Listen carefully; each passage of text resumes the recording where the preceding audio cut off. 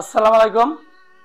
দেশ ও প্রবাসে কৃষি উদ্যোক্তা ভাই ও বন্ধুরা, আশা করি ভালো আছেন। আমি ভালো আছি। আজকে যে বিষয় নিয়ে আলোচনা করব, অবশ্যই ভিডিওর থাম্বনেল ও টাইটেল থেকে বুঝতে পেরেছেন যে কি বিষয় নিয়ে আলোচনা হবে। আজকের বিষয় যে লাম্পিং হলে কি চিকিৎসা দিলে ভালো হয়। ও মাশাআল্লাহ, আমার এই বাছুরটা লাম্পিং হচ্ছিল, কি চিকিৎসা দিয়ে ভালো করছি।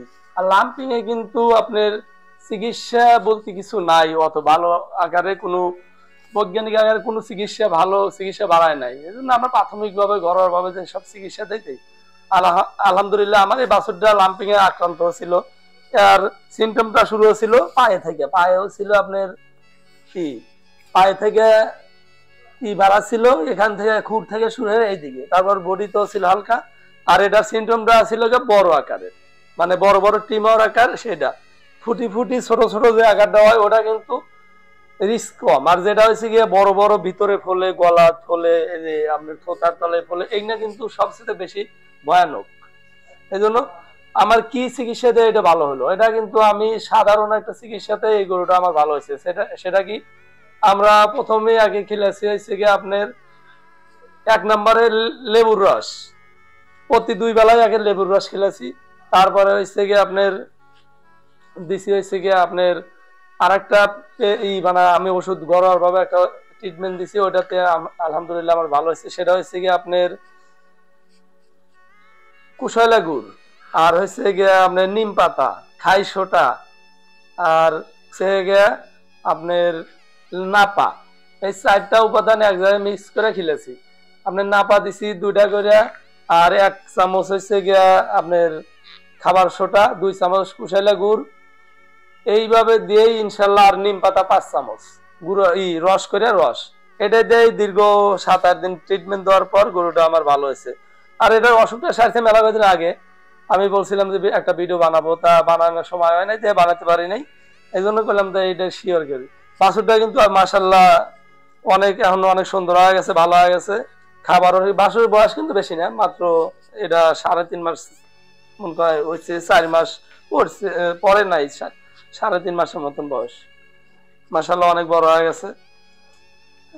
আপনাদের কারো যদি লাম্পিং ডিজিজ হয়, এটা নিয়ে অবশ্যই আপনারা ঘাবড়াবেন না। কি জন্য, এটা নিয়ে ট্রিটমেন্ট সঠিকভাবে দিলেই কাম হবে। আর ট্রিটমেন্টের কিন্তু পরিচর্যাটা বড়। সেটা হচ্ছে গিয়ে এই গরুটাকে আমি সকাল বিকাল খুবই রক্ষণাবেক্ষণ রাখছি, আর পরিচর্যা এটাই কিন্তু আর আসল বিষয়, তাছাড়া কিছুই না। আর ওষুধটা ঠিক হলে খেলেবেন, আর খাবারটা জানি না স্যার, এটা আপনারা অবশ্যই খেয়াল রাখবেন।